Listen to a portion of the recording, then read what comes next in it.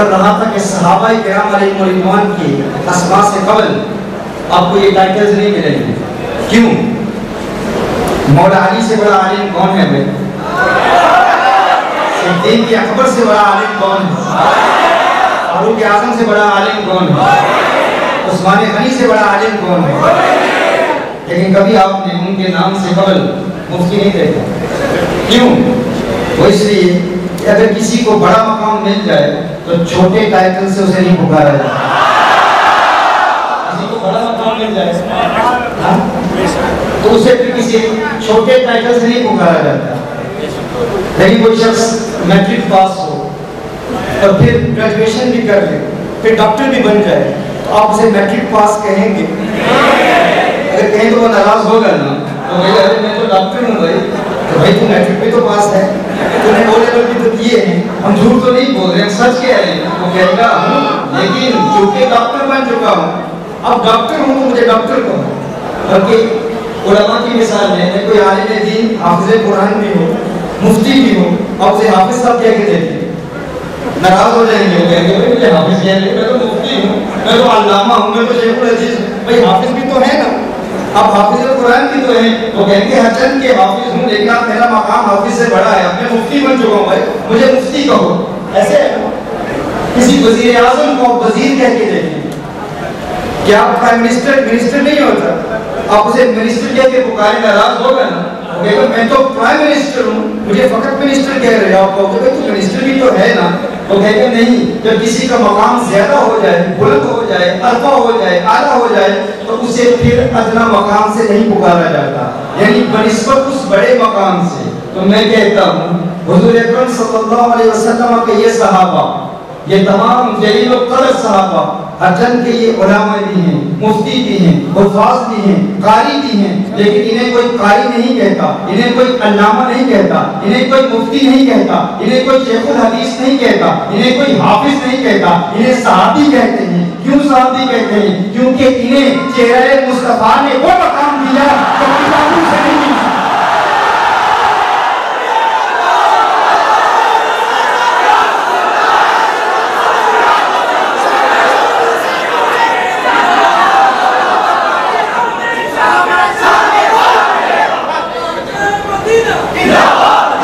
وہ مقام, وہ مرتبہ جو چہرہ مصطفیٰ سے ملتا ہے, وہ کتابوں سے نہیں ملتا, وہ کسی اور عبادت سے نہیں ملتا. اسی لیے دیوانے چہرہ مصطفیٰ کی زیارت کرتے ہیں.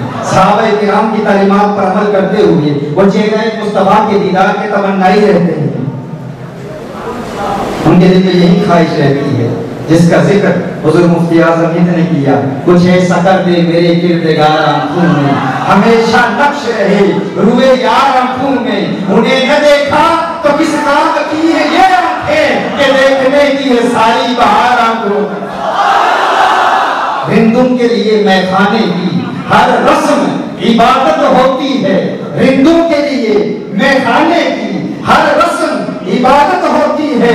دل بر کو بٹھا کے پیش نظر چہروں کی تلاوت ہوتی ہے.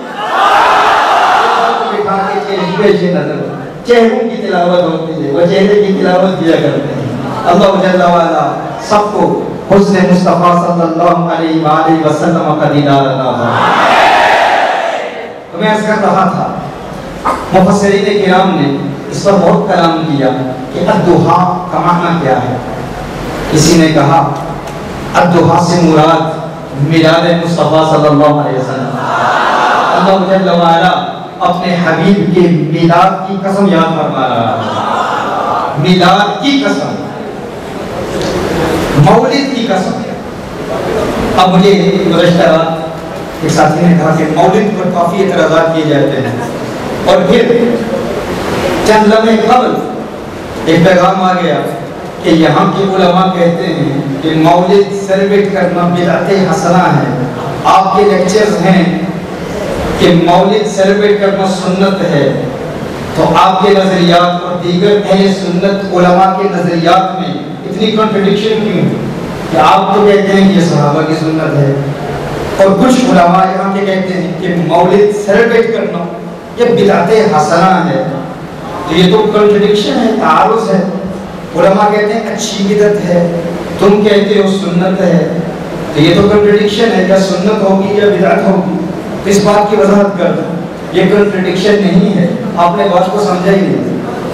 مولد کا معنی کیا ہے؟ مولد کے 3 معنی ہیں۔ عرب دنیا میں لفظ مولد استعمال کیا جاتا ہے، آپ میلاد کہتے ہیں، مولد بھی کہتے ہیں۔ مولد سیلیبریٹ کرنا، commemorating the birth of Rasulullah sallallahu alaihi wasallam has 3 meanings. One is celebrating the birth of Rasulullah sallallahu alaihi wasallam. Second, celebrating the birthday of Rasulullah sallallahu alaihi wasallam. Third, celebrating the birthplace of Rasulullah sallallahu alaihi wasallam. 3 meanings. What's the first meaning? Celebrating the birth of Rasulullah sallallahu alaihi wasallam. Second, birthday. Third, birthplace. پہلا معنی حضور اکرم صلی اللہ علیہ وسلم کی ولادت کا جشن منانا، دوسرا معنی ولادت کے دن کا جشن منانا، تیسرا معنی ولادت کی جگہ کا جشن منانا۔ جس نے کہا کہ کچھ علماء کہتے ہیں کہ مولد سیلیبریٹ کرنا بدعت حسنہ ہے، تم کہتے ہو مولد سیلیبریٹ کرنا سنت ہے، ان نادانوں کو پتہ نہیں مولد کا ایک معنی نہیں ہے۔ وہ سمجھتے ہیں کہ مولد فقط ظرف ہے، فقط اس میں ظرف ہے۔ جی مولانا فقط اس میں ظرف ہے؟ ظرف ہوگا تو ظرف زمان ہوگا یا ظرف مکان ہوگا۔ اگر ظرف زمان ہوا تو مولد کا وقت ہے 12 ربیع الاول، اگر ظرف مکان ہے جگہ ہے، کون سی جگہ؟ مکہ مکرمہ۔ تو ہم مکہ مکرمہ میں جا کر میلاد نہیں منا رہے، اور اگر 12 ربیع الاول کو میلاد نہ منا رہے ہوں تو کیا ہم اس میلاد منانے کو جائز سمجھتے ہیں یا نہیں؟ جائز سمجھتے ہیں، آج بھی تو منا رہے ہیں۔ ہماری ہر بزم بزم میلاد مصطفیٰ ہے، ہماری ہر محفل محفل میلاد مصطفیٰ ہے، ہماری تو شادیاں ہوتی ہیں اس میں بھی مولود کی محفل ہوتی ہے، میلاد کی محفل ہوتی ہے۔ تو اب معترض سے اعتراض کرتا ہے کہ مولد کا معنی وقت میلاد یا میلاد کی جگہ، علماء کہہ رہے ہیں میلاد سیلیبریٹ کرنا بدعت حسنہ ہے، تم کہتی ہو سنت ہے، تو میں کہتا ہوں میلاد مولد، لفظ مولد یہ فقط ظرف نہیں ہے، یہ مصدر بھی ہے، یہ مصدر میمی ہے۔ مصدر کسے کہتے ہیں؟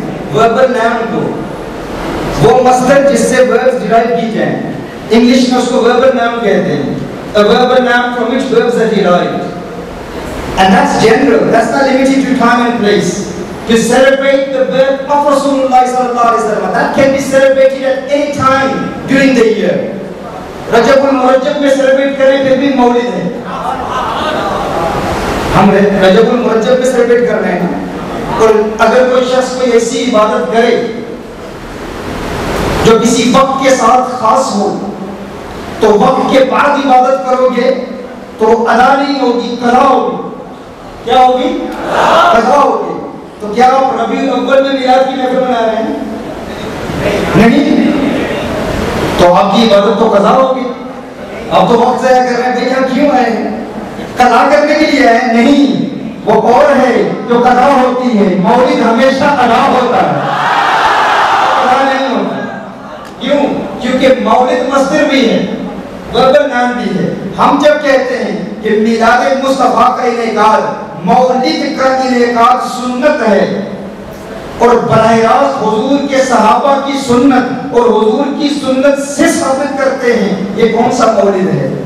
یہ مولد ظرف زمان والا نہیں، ظرف مکان والا نہیں، ہر چند کے وہ بھی سنت سے ثابت ہے، لیکن مولد کی یہ حقیقت لوگوں کو جمع کرنا، اور ہمارے اکابر نے جو مولد کی تعریف بیان کی ہے وہ کیا ہے؟ لوگوں کو جمع کر کے حضور کے میلاد کے معجزات سنانا اور اللہ کی بارگاہ میں ہدیہ تشکر بجا لاتے ہوئے عظمت مصطفیٰ کے ترانے الاپنا اور معجزات میلاد مصطفیٰ کو بیان کرنا اور اللہ کا شکر ادا کرتے ہوئے مسرتوں کا اظہار کرنا، خوشیوں کا اظہار کرنا، یہ مولد ہے۔ اگر آپ سے کوئی پوچھے، someone asks you, you commemorate the birth of Rasulullah sallallahu alaihi wasallam, it's not from the sunnah, ask him to define it. سب سے پہلے اس سے پوچھو کہ مولد کو ڈیفائن کرو بھائی، اگر چٹاگنگ میں دنیا کی سب سے بڑی محفل میلاد مصطفیٰ کا انعقاد ہوتا ہے تو کم از کم اس کے دلائل بھی تو سیکھنے نا آپ نے. اگر آپ پر مشت تنقید اٹھائے اور کہے کہ یہ ثابت نہیں ہے تو آج کی کانفرنس کے بعد کوئی آپ کو جواب نہ دے سکے. آپ اس کو ایسا منہ توڑ جواب دیں کہ اس کی نسلیں بھی یاد رکھیں کہ کسی میلاد والے سے واسطہ پڑا ہے, کسی میلاد والے پر اعتراض کیا تھا. آپ ایسا جواب دیں اس سے.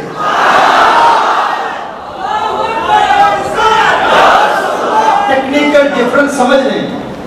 وہ دعا کی روشنی میں بیان کر رہا ہوں کہ ایک قول یہ بھی ہے کہ محبوب تیرے میلاد کی قسم, تیری برتھ کی قسم, مولد کیا ہے؟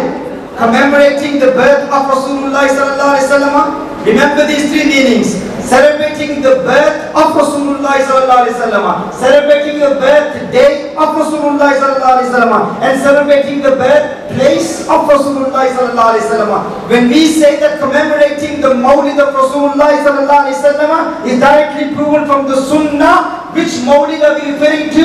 The first one, celebrating the Mawlid of Rasulullah sallallahu alaihi wasallam, and that's not restricted to time and place. At any time during the year, any time, whenever you celebrate it, it will be the Mawlid of Rasulullah sallallahu alaihi wasallam. What's the definition? What is the definition? To gather people, to invite people, and to narrate the miracles of the birth of Rasulullah sallallahu alaihi wasallam. The miraculous incidents that took place at the time of the birth of Rasulullah sallallahu alaihi wasallam, narrating the miracles of the birth of Rasulullah sallallahu alaihi wasallam, and to thank Allah for blessing us with His Habib sallallahu alaihi wasallam. So do you know the definition of Mawlid? Inviting people and narrating the miracles of the birth of Rasulullah sallallahu alaihi wasallam, thanking Allah and expressing happiness. Oh Allah, we thank you that you have blessed us with your beloved. That's all. We are plaintiffs, we are claimants, hum mudda'i hain. It's our responsibility to define Mawlid. یہ ہمارا کام ہے کہ ہم مولد کی تعریف پیش کریں. ہم مدعی ہیں. وہ کہتے ہیں تم مدعی ہو, ہم کہتے ہیں ہم ڈیفینسو کیوں بنے ہوئے, ہمارے بات پہ ڈیفینڈ کیوں کریں, بدعت ہے, اپنے آپ کو پروٹیکٹ کریں. ہم تو سنت سے ثابت کرتے ہیں, لیکن چونکہ ہم اگر مدعی ہیں کسی ڈیبیٹ میں تو یہ ہمارا حق ہے کہ ہم ڈیفائن کریں. عمل ہمارا ہے, اس کی ڈیفینیشن ہم پیش کریں, وہ ڈیفائن کریں. نہیں 12 ربیع الاول کو ہی اس طرح ثابت کرو تو ڈیفینیشن ہم نے پیش کرنی ہے, انہوں نے نہیں پیش کرنی ہے. ہاں اگر ہماری ڈیفینیشن کسی اصولی قاعدے کے خلاف ہو, نحوی قاعدے کے خلاف ہو, تو ان کا حق بنتا ہے وہ ہم پر اعتراض کریں. ایک اعتراض انہوں نے کیا ہے, تم کہتے ہو مولد ہے, ثابت کر رہے ہو غیر ربیع الاول میں, اور پھر کہتے ہو حضور کی سنت ہے, تو ہم کہتے ہیں تم نے مولد کو سمجھا ہی نہیں. مولد سے مراد فقط ربیع الاول نہیں ہے, سال میں جب بھی حضور کی آمد پر خوشیوں کا اظہار کیا جائے, اللہ کا شکر ادا کیا جائے, وہ بزم بزم مولد مصطفیٰ ہے.